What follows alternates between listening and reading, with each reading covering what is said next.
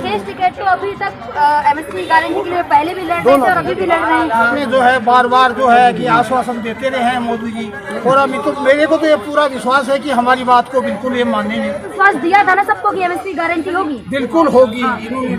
लेकिन हम याद, इतना बड़ा उनके साथ क्षेत्र है, हम याद दिलाएंगे तभी तो करेंगे वो।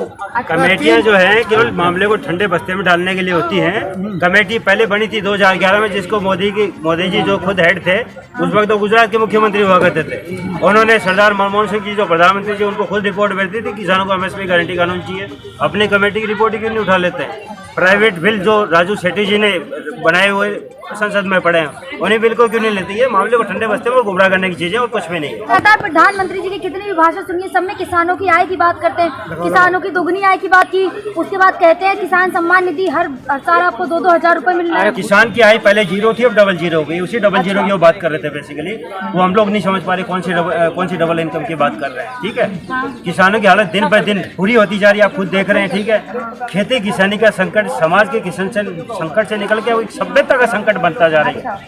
ये जो सबसे बड़ा समूह है पूरी धरती पे, खेतीबाड़ी करने वाला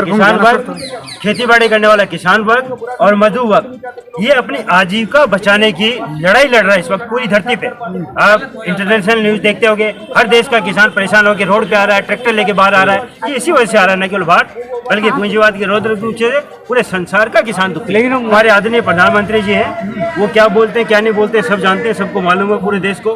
सबसे ज्यादा सब भाषाएं जितनी बोलती हैं उसमें कौन गालियां खा रहा है वो भी सब जानते हैं। आप धरातल पे हम तो घूमते रहते हैं। ठीक है, सरकार जो है लगभग 6% खरीदी करती है एमएसपी पे। ये मैं बता रहा हूँ आपको, ये सरकारी आंकड़े हैं। ठीक है, बाकी प्राइवेट रिटेल जो है 94% वो खरीदता है। हम डिमांड कर रहे हैं एमएसपी गारंटी करने की, भले कोई भी खरीदे, हमें कोई बोलते हैं सरकार पे 12 जाकर कैसे आ जाएगा। हम तो नहीं बोला पूरा सरकार खरीदते, सरकार 5 खरीदते, 6 खरीदी तो 5 खरीदे। लेकिन इस बार की आपने रिपोर्टें तो देखी होंगी ना, सबसे ज्यादा जो फसल की बिक्री हुई है वो एमएसपी के दामों पर हुई है। अरे आंकड़ों का मकड़ जाल है जो फेंका जा रहा है। फिर नहीं समझ पा रहे आप, ये किसान को गुमराह करने के लिए। मैं आपको परसेंटेज बता रहा हूँ, वो समझ नहीं आ रहा।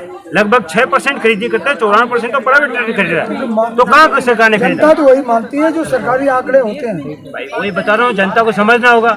जब मैं बता रहा हूँ नंबर सभी का आना है, तो ये अलग अलग लड़ने भिड़ने लेकिन आपको लगता है आप एक दिन यहाँ जंतर मंतर पे बैठे और सरकार आपकी सुन लेगी? जब 13 महीने किसान सड़कों पे बैठे थे, सरकार तब केवल आश्वासन दिया था सरकार ने।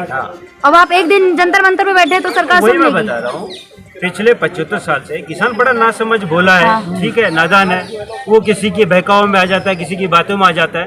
ठीक है, इसी वजह से परेशान है वो। 75 साल से रोड पे ही है। इधर बुर्जुआ सरकार आजादी का अमृत महोत्सव मना रही है, पता नहीं किस जश्न में डूबी हुई है। इधर तो देश का सबसे बड़ा समूह है जो खेती करता है, वो आत्महत्या करने को मजबूर हो रहा है। दूसरा मजदूर वर्ग है, वो भी आत्महत्या करने को मजबूर हो रहा है। उनकी बुरी हालत है। इधर उनके घर परिवार पे हालत आप जाके देखिए, हम लगातार घूमते रहते हैं, देखते हैं, और वो जश्न मना रहे हैं। किस खुशी में जश्न मना रहे हैं? देश का 80 करोड़ जो आदमी है बिलो पॉवर्टी लाइन, जिसको गरीबी रेखा से नीचे बोलते हैं, वो जा चुके हैं। आंकड़े सरकारी दे रहा हूँ, अपने आंकड़े नहीं। 20 करोड़ लोग करीब जो है भूखे सो रहे हैं। तो अब जश्न किस चीज का मनाया जा रहा है? आप कह रहे लोग भूखे सो रहे हैं, सरकार 5 किलो अनाज दे रही है सबको। 5 किलो मैं आपको बताऊंगा किसान हमें क्या दे रही है और हमारे क्या लेके। 1947 में जब देश आजाद हुआ, हर चीज का भाव उठा के देखिए। तेल की कीमतें देखिए, कर्मचारियों की तनख्वाहें देखिए, सोने की कीमतें देखिए। ठीक है, हर चीज के भाव देखिए। वो 2022 तक कितना परसेंटेज बढ़ा। अब किसान जो पैदा करता है अन्न फल दूध सब्जी, उसका देखिए। वो सुनिए, एक मिनट सुनिए मेरी बात। 1947 में कितना था, 2022 तक कितना परसेंटेज बढ़ा, उसका एरियर हमने कैलकुलेट कर रहा था। इतना बड़ा शोषण ये लोग हमारा कर चुके हैं कि वो एरियर के रूप में अगर हम वापस लें, हर किसान के बाहर हर सरकार ने करा। मैं बोल रहा हूँ किसी खास सरकार को ब्लेम कर। सुनिए मेरे, आप कांग्रेस बीजेपी क्यों कर रहे हैं? हम तो गवर्नमेंट की बात कर रहे हैं। भाजपा की सरकार, अरे उनका तो राजनीति करना, हम राजनीति करने थोड़ी आए हैं। वो इतना मोटा रकम है कि किसान के घर के बाहर हेलीकॉप्टर खड़ा हो जाए, वो एरियर की डिमांड है हमारी।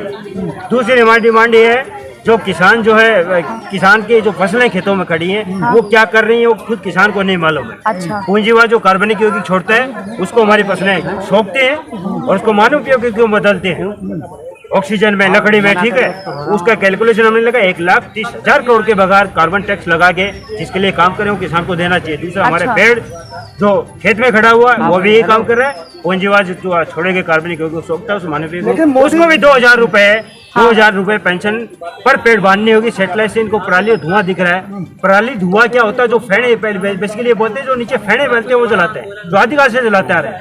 उसको सेटेलाइट से देखे बड़ा बड़ा पीछे जुर्माना लगा रहे थे, करोड़ करोड़ की बात हो गई थी। अब तो वापस ले लिया ना। सुनिए वो वापस हमारे दबाव में लिया ना, ऐसे तो नहीं लिया।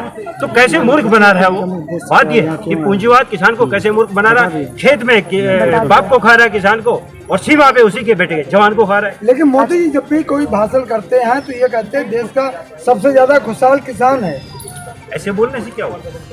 ऐसे बोलने से प्रधानमंत्री बोल रहे हैं, ये बात बहुत बड़ी है। माने रखता देश की प्रधानमंत्री जी अब तक क्या क्या बोलते रहे आपको मालूम है? 15 लाख आपके अकाउंट में आ गया, वो तो जुमला आ गया, काला धन आ गया। मतलब वो जुमला है और हमारे वाला जुमला नहीं अमित शाह जी ने है खुद भाई। जुमला तो सब अमित शाह जी ने कहा जुमला है, 2 करोड़ रोजगार, मतलब वो सब जुमले हैं। तो हमारा सही कैसे हो जाएगा? ये भी जुमला ही है। 2 करोड़ रोजगार उन्होंने अभी लोन दिए तो रहे, आप रोजगार करो, आप करो। मुद्रा लोन मिल रहा है। मैं बताता हूँ देश की अर्थव्यवस्था कैसे रुकेगी। अभी फिर आदरणीय प्रधानमंत्री से हाथ जोड़कर निवेदन करता हूँ, 70-80 देश इस लाइन में लगे हुए, श्रीलंका वाली हालत में, अपना देश भी उसी लाइन में है। ज़्यादा समय आप बचा नहीं पाएंगे। अगर देश को बचाना चाहते हैं, इसी वक्त तुरंत प्रभाव से ग्रामीण इकोनॉमी में ज़्यादा से ज़्यादा इन्वेस्ट करिए, क्योंकि उसमें लाखों रोजगार बनाए रखने की स्थायी क्षमता है। पॉवर्टी लाइन कितने लोग जानते हैं? गरीबी के लिए काम करते हैं, तो वो तो बाहर निकल जाने चाहिए थे, अमीर बन जाने चाहिए थे।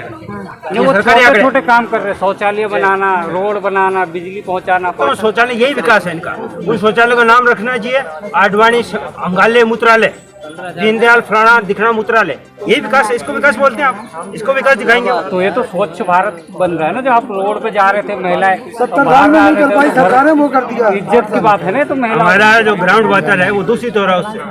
मतलब पूंजीवाद क्या करता है, इसका जीडीपी बढ़ता है इसी सिद्धांत को कैश फ्लो कराते हैं। बीमार होंगे हम कहाँ जाएंगे? डॉक्टर के पास जाएंगे, डॉक्टर को दवाई लिखेगा, वो कोई कंपनी बनाएगी, ये कैश फ्लो से चला देगी, समझ रहे? वो जांच लिखेगा, ये लगातार चलता रहेगा। वो हमें बीमार पानी पिलाने के लिए जो हमारा जो गंदगी है वो नीचे जमीन ग्राउंड वाटर से मिला रहे हैं उसको। क्या हो रहा है उसके साथ? आप परिणाम देख लीजिए।